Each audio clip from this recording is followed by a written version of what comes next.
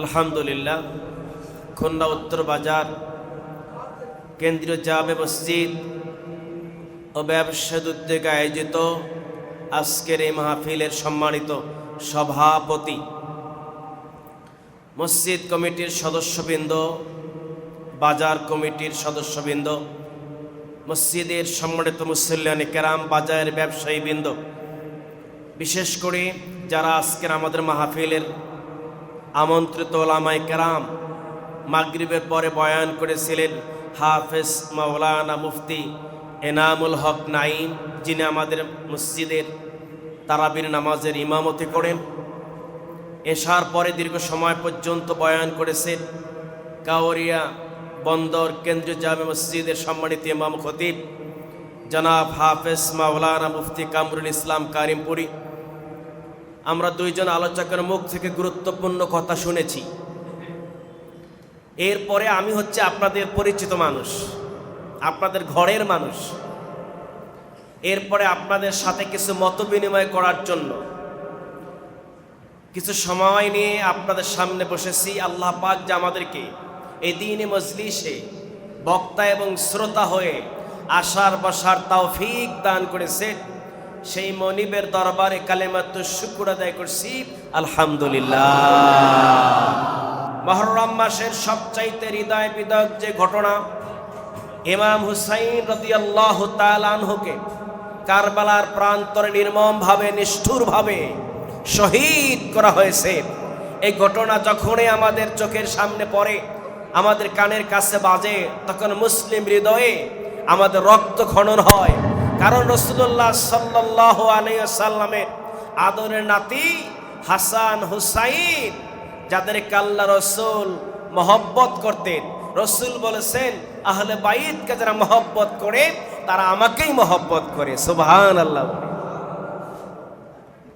একদিন রসুল করিম সাল্লাল্লাহু আলাইহি ওয়াসাল্লাম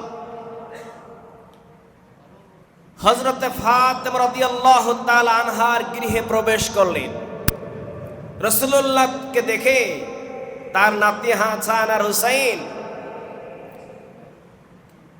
মাথার টুপি, মাথার পাগড়ি নিয়ে খেলতেছে। নানার সাথে নাতির মোহব্বত যেমনটা হওয়া দরকার। আপনারা যারা নানা আছেন, আপনাদের নাতির আপনাদের দাড়ি ধরে ঝুলাই নাই, এমন নানা দাদা কেউ আছেন? প্রত্যেক নানা আর দাদা নাতির হাতে দাড়ির ঝুলানি খেয়েছেন, মাথার টুপি নিয়ে দুষ্টামি করে, আছে না? যদি আপনার মাথার টুপির দুষ্টামি করার সাহস আপনার নাতিরা পায়, আপনি কেমন তারা দাদা, কিসের দাদা হলেন আপনি? এতটুকু মহব্বত নাতিদেরকে নাতনিদেরকে দিবেন ইনশাআল্লাহ। হাসান হুসাইন বিশ্ব নবীর টুপি মোবারক নিয়ে খেলতেছে, পাগড়ি মোবারক নিয়ে খেলতেছে। এই দৃশ্য দেখলেন সাহাবীদের মধ্যে তিনি সবচাইতে গরম মেজাজের সাহাবী, নাম কি? ওমর। নাম কি?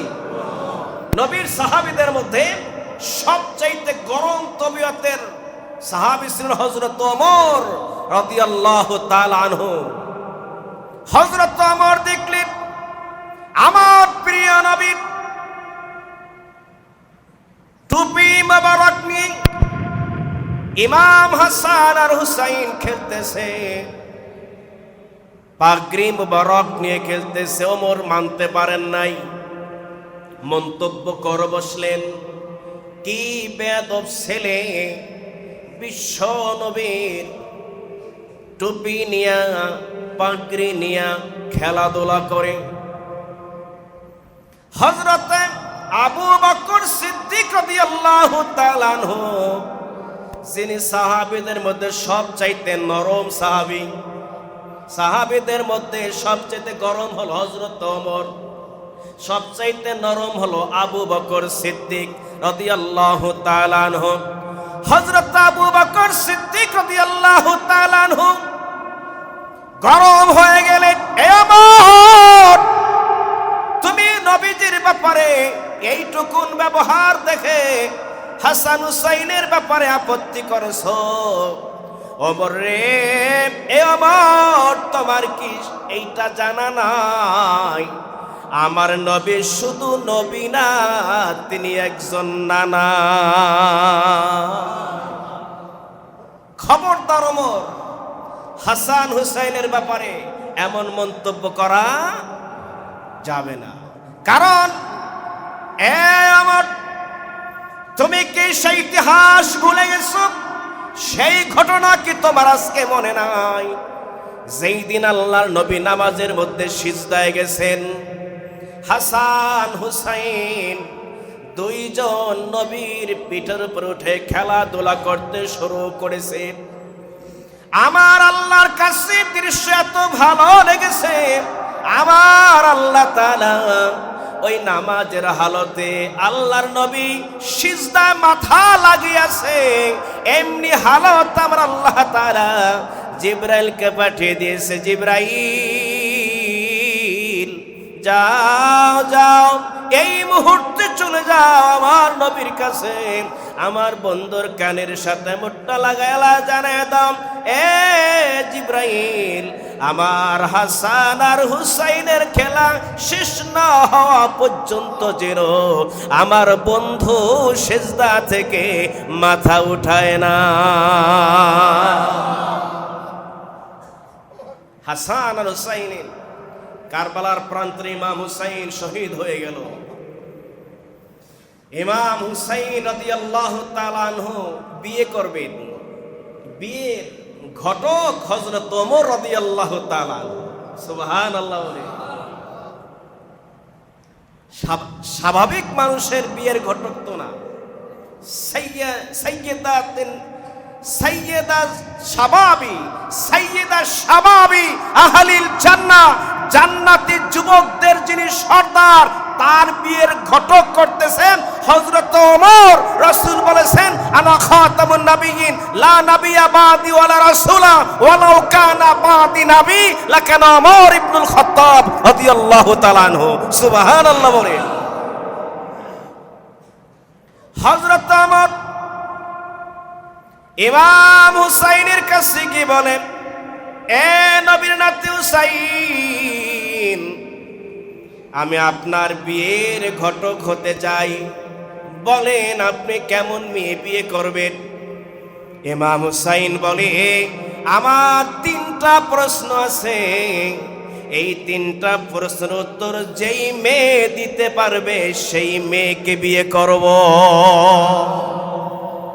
বলেন প্রশ্ন কি? কয় না, যিনি পাত্রী তার কাছে করতে হবে। সুবহানাল্লাহ বলে। এবার হযরত ওমর রাদিয়াল্লাহু তাআলা আনহু পাত্রীর কাছে নিয়ে গেলেন। হযরত ওমর গেলেন, হুসাইন গেলেন, হযরত আলী রাদিয়াল্লাহু তাআলা আনহু তিনিও গেলেন। 3 জন মানুষ গেলেন। এবার পাত্রীর পক্ষ থেকে প্রথম শর্ত হলো,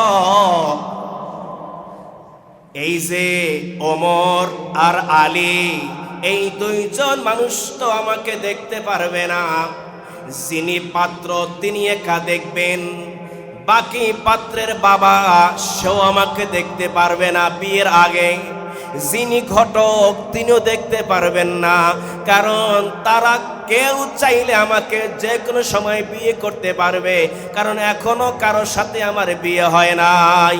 সুবহানাল্লাহ বলেন। পর্দা টানিয়ে দেওয়া হলো।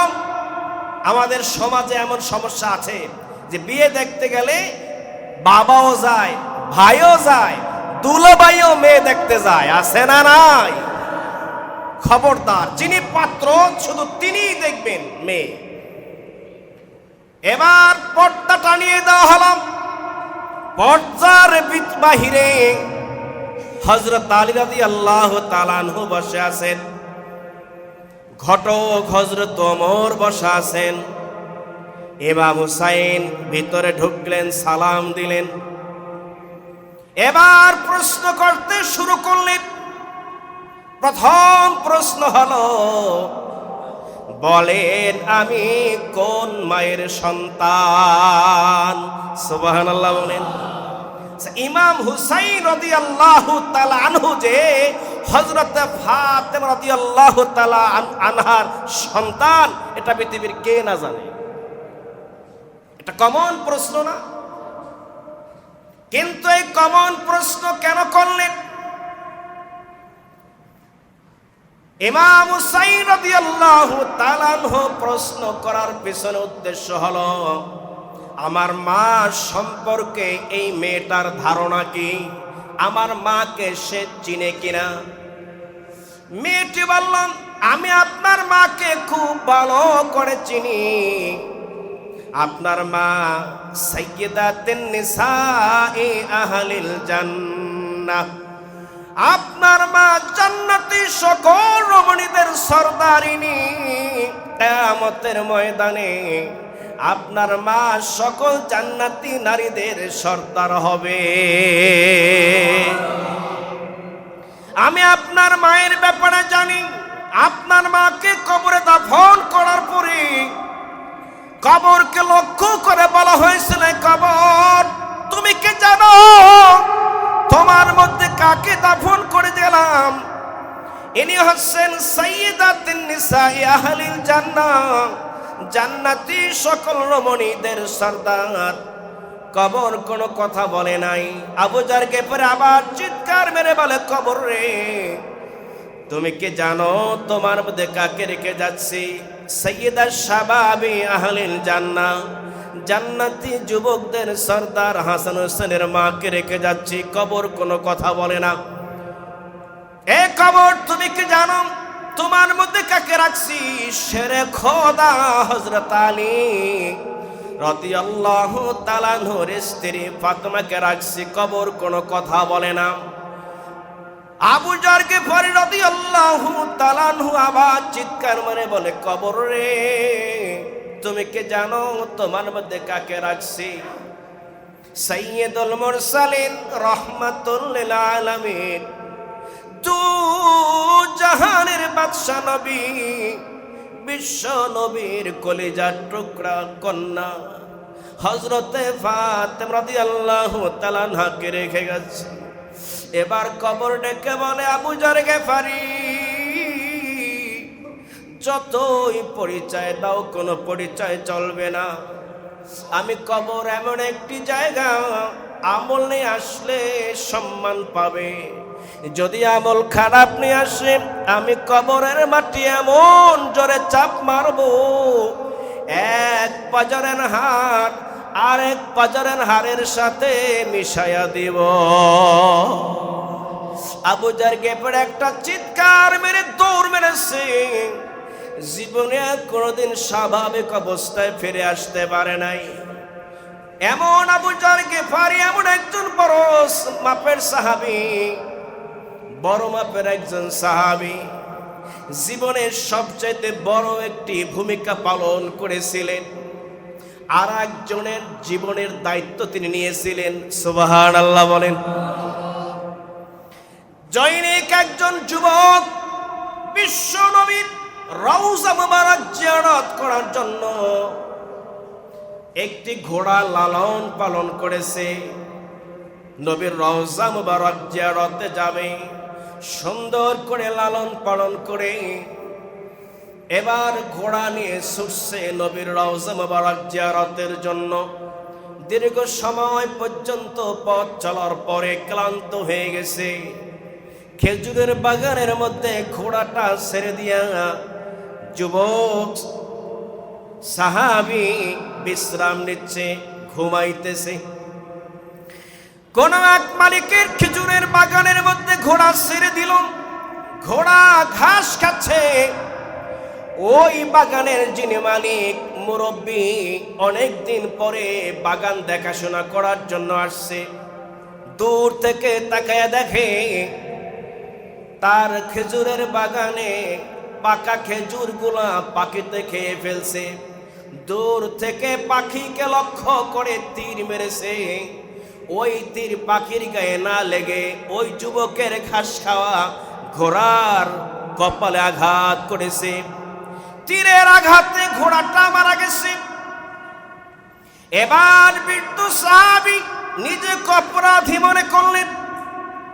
আমি কার এত সুন্দর শখের ঘোড়াটা হত্যা করে ফেললাম।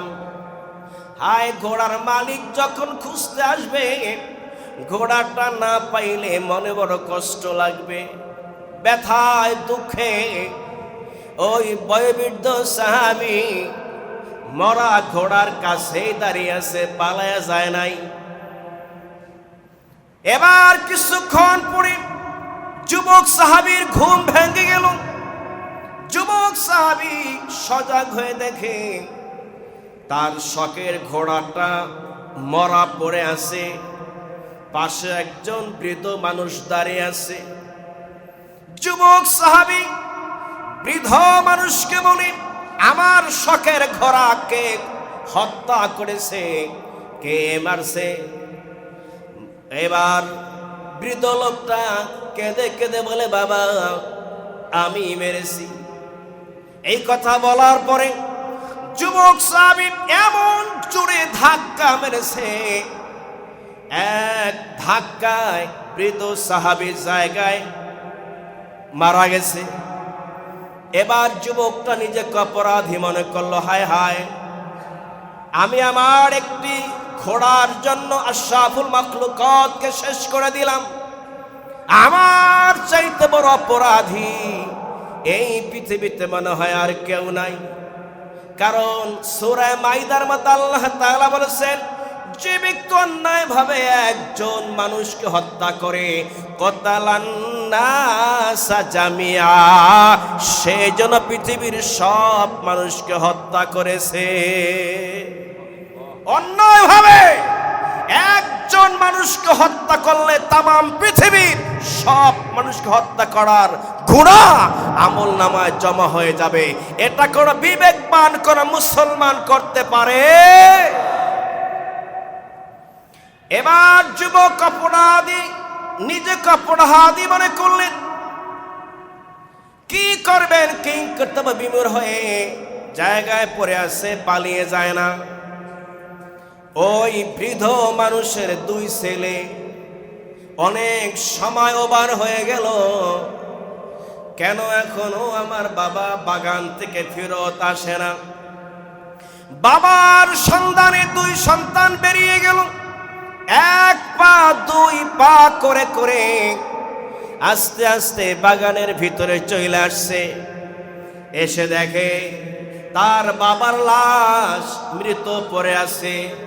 লাশের পাশে সুন্দর একটি ঘোড়া পরে মরা পড়ে আছে, তার পাশে একটি যুবক দাঁড়িয়ে আছে। দুই ছেলে জিজ্ঞেস করি, কে তুমি, পরিচয় কি? বলে, আমি একজন পথিক, শখের ঘোড়া নিয়ে নবী রওজা মুবারক জিয়ারত করার জন্য রওনা দিয়েছি। পথির মধ্যে এই ঘটনা ঘটে গেছে। আপনার বাবাকে আমি এমন জোরে ঝাঁকি দিয়েছি, আপনার বাবা আমার ঝাঁকিতে মারা গেছে। দুই ছেলে ক্ষিপ্ত হইয়া হযরত ওমর রাদিয়াল্লাহু তাআলা আনহুর আদালতে গিয়ে মার্ডার কেসের আসামি, মার্ডার কেস, বাবাকে হত্যা করেছে সেই জন্য মামলা করেছে। হযরত ওমর রাদিয়াল্লাহু তাআলা আনহুর আদালতে মামলা হয়ে গেল। হযরত ওমর তো কোনো পক্ষ নিবেন না, কে ক্ষমতা আছে আর কে ক্ষমতা নাই, কার টাকা আছে কার টাকা নাই, তার ক্ষমতা আছে কার ক্ষমতা নাই, এরকম পক্ষপাতিত্ব হযরত ওমর কোনোদিন করে না। তিনি হচ্ছেন ফারুক, আল ফারুকু বাইনাল হক ওয়াল বাতিল। কোনটা সত্য আর কোনটা মিথ্যা, কোনটা হক আর বাতিল, এর স্পষ্ট বাস্তব প্রমাণ হযরত ওমর বিচার করে দেখিয়ে দিয়েছে। সুবহানাল্লাহ। হযরত ওমরের কাছে মামলা দায়ের করা হলো, কিসাস, হত্যার বিনিময়ে হত্যা করা হবে, এটাই শরীয়তের বিধান। ফিল কিসাসে হায়াত, আমার আল্লাহ তাআলা বলেন কিসাসের মধ্যেই রয়েছে জীবন।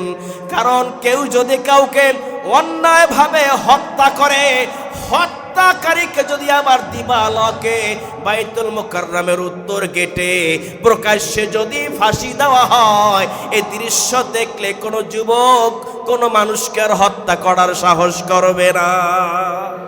কিসাসুন ফিহি হায়াত, আল্লাহ তাআলা বলেছেন কিসাসের মধ্যে রয়েছে জীবন।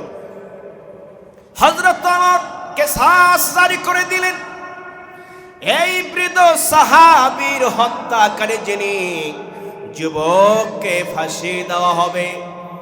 যুবক বলতে আমিরুল মুমিনিন খলিফাতুল মুসলিমিন, ও ওমর, আপনি আমাকে ফাঁসি দিবেন, তবে আমার কাছে কিছু আমানত আছে, আমাকে একটু সময় দিতে হবে, আমি বাড়িতে যাব। আমার কাছে যে আমানতগুলো আছে এগুলা মানুষের কাছে পৌঁছায়া দিয়া ফেরত দিয়া আবার আপনার দরবারে আমি ফিরে আসব। ফাঁসির আসামি যদি ছেড়ে দেওয়া হয় আর বাংলাদেশে ফেরত আসে, জেলখানার গেট ভাঙ্গা ওয়াল টপকায়া ফাঁসির আসামি চলে যায়, আছে না নাই? হযরত ওমর বলেন, তোমাকে ছেড়ে দিতে পারি, তবে তোমার একজন জামিনদার হওয়া লাগবে। তোমাকে ছেড়ে দেওয়া হবে, তুমি যদি উপস্থিত না হও, যিনি তোমার জামিনদার তোমার পরিবর্তে তাকে ফাঁসিতে ঝুলানো হবে। এই রিস্ক এখানে আমরা যারা আছি আমরা কেউ নিতে পারবো? ফাঁসির আসামিকে ছেড়ে দেওয়া হবে আর আপনারা কেউ জামিনদার হবেন যে সে ফিরে না আসলে আপনাকে ফাঁসি দেওয়া হবে? গোটা মজলিস নীরব হয়ে গেল, কেউ কোনো কথা বলে না। কে দায়িত্ব নিবে?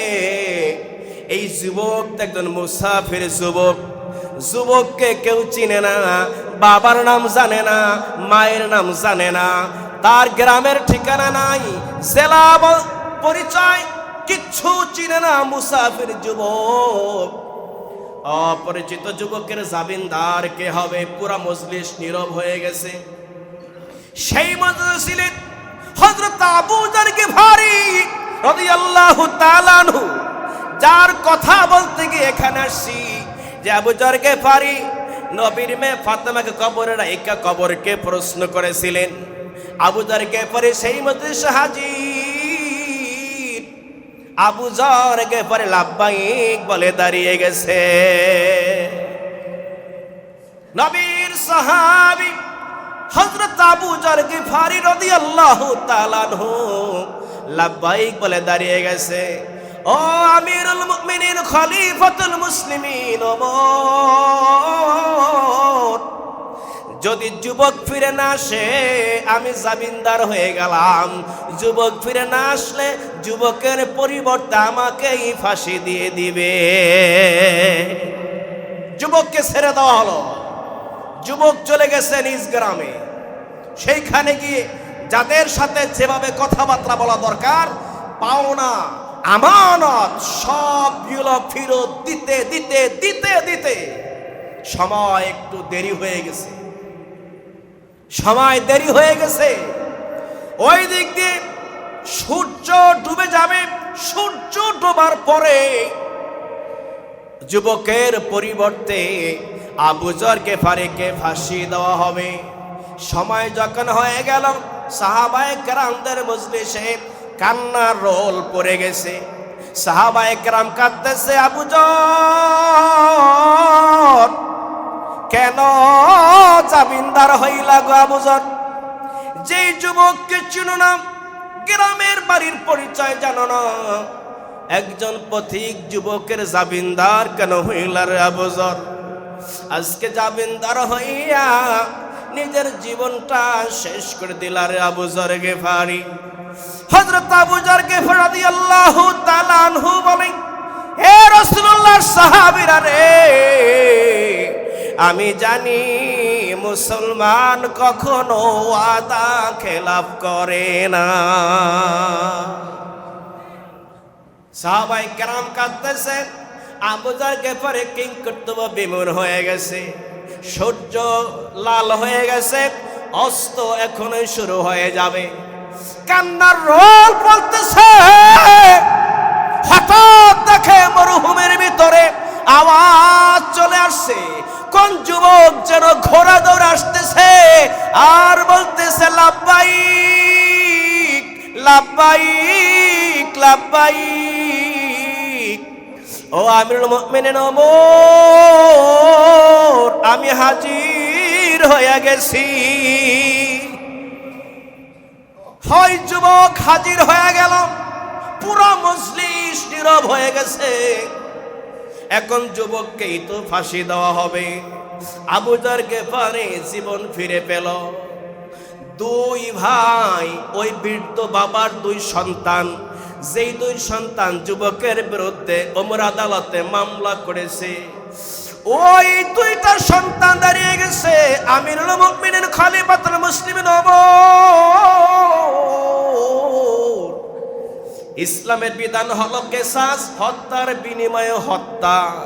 এই বিধান আছে পরিবার থেকে যদি ক্ষমা করে দেওয়া হয় তাইলে ক্ষমার সুযোগ আছে। আমরা দুই ভাই এই যুবককে ক্ষমা করে দিলাম, এই যুবককে আমাদের ভাই বানায়া নিলাম। ওয়ালা তাকুলু লিমান ইউকতালু ফি সাবিলিল্লাহি আমওয়াত বাল আহইয়াউ ওয়ালাকিন লা তাশউরুন। সুবহানাল্লাহ বলেন। হযরত ইমাম হুসেন রাদিয়াল্লাহু তাআলা আনহু কারবালার প্রান্তরে শহীদ হয়েছেন। যারা শহীদ হয় তারা মরে না, তারা জিন্দা, তারা জিন্দা জান্নাতে পাখি হয়ে ঘুরে বেড়াইতেছে। সুবহানাল্লাহ। আল্লাহুম্মা আমিন। রব্বানা ইয়া রব্বানা ইয়া রব্বানা, মাফ করে দাও জীবনের সব গুনাহ, মাফ করে দাও জীবনের সব গুনাহ। গুনাহের সাগরে মোরা পড়েছি, তোমার রহমান রহিম নামের রশি ধরেছি। রব্বানা যালামনা আনফুসানা ওয়া ইল্লাম তাগফির লানা ওয়া তারহামনা লানাকুনান্না মিনাল খাসিরিন। রব্বানা আতিনা ফিদ দুনিয়া হাসানাতাও ওয়া ফিল আখিরাতি হাসানাতাও ওয়া কিনা আযাবান নার। রব্বিরহামহুমা কামা রব্বায়ানি সগীরা। রব্বিরহামহুমা কামা রব্বায়ানি সগীরা। রব্বুল আলামিন, তাকিয়ে দেখো কতগুলো দাবি দাবি মানুষ নিয়ে হাত তুলেছে গো আল্লাহ। এই মানুষগুলো দুনিয়ার কারো কাছে কিছু চায় না, দুনিয়ার কারো কাছে মাথা নত করে না, ভিক্ষুকের মতো কাঙ্গালের মতো। আল্লাহ গুনামাখা দুইটা হাত, গুনাহ মাফ পাওয়ার আশা তোমার রহমতের দিকে উঠাইছি। রব্বুল আলামিন, আমার জীবন ভরে যত গুনাহ করেছি গুনাহ আমাকে হাত দিয়া চাহি দরবারে হানা দিয়েছি আল্লাহ, জীবনের সব গুনাহগুলো মাফ করে দাও। রব্বুল আলামিন, যখন মসজিদে আসছি আমল নামায় তখন গুনাহ ছিল, যতক্ষণ বসে বসে বয়ান শুনছি তখনও আমাদের আমল নামায় গুনাহ ছিল। এখন মুনাজাতে হাত উঠাইলাম, এখনো আমল নামায় গুনাহ আছে। ও আল্লাহ, তুমি যদি এখনই মাফ করে দাও, আমার সারা জীবনের সব গুনাহ এক সেকেন্ডে মাফ হয়ে যাবে। আমার আল্লাহ,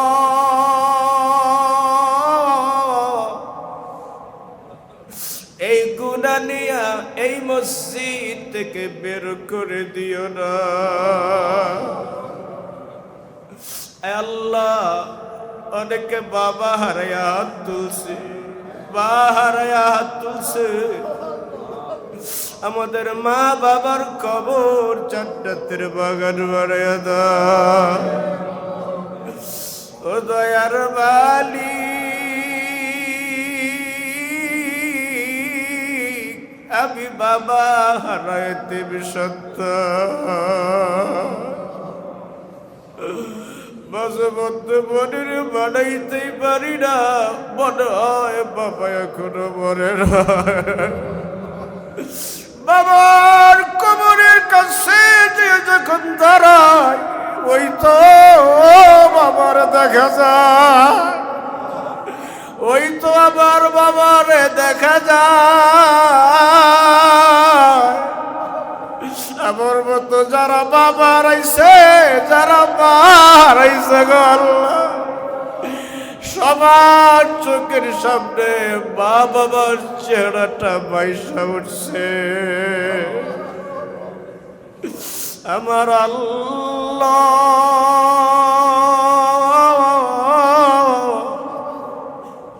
আমাদের মা বাবা, দাদা দাদি, দাদা দাদি, আত্মীয় স্বজন যাদেরকে হারাইছে, সবার কবর জান্নাতের বাগান বানায়া দাও। তাম পৃথিবীর মাটির নিচে যত মুমিন মুমিনাত ঘুমে আছে, সবার কবর জান্নাতের বাগান করে দাও। আল্লাহ, বিশেষ করে আজকের মাহফিল আয়োজন যারা করেছেন গো আল্লাহ, অনেক কষ্ট করেছে এই মাহফিল আয়োজন যারা করেছে আল্লাহ, এই আয়োজন মেহেরবানি করে তুমি কবুল করে নাও। এই খাতিরে কিয়ামতের ময়দানে আমাদের সবাইকে নাজাত দিয়ে দিও রব্বুল আলামিন। যেই পথে তোমার রাসূল চলে গেছে, যেই পথে ইমাম হাসান হুসাইন চলে গেছে, সত্যের পথে আমাদেরকে মরণ পর্যন্ত থাকার তৌফিক দিও আল্লাহ। ইসলাম দেশ মানবতার জন্য আমাদেরকে কবুল আর মঞ্জুর করে নাও রব্বুল আলামিন। সারা দেশ ব্যাপী যে অঘটন চলতেছে আল্লাহ, মারামারি, হানাহানি, খুন খারাপি, আল্লাহ সোনার বাংলাদেশ থেকে সকল প্রকার অপকর্ম তুমি দূর করে দাও। প্রত্যেক মানুষকে জান, মাল, ইজ্জত, সম্মান নিয়ে নিরাপত্তার সাথে বসবাস করার তৌফিক দান করো। আমাদের সবার পরিবার বর্গের উপরে তোমার কাছ রহমত নাজিল করো।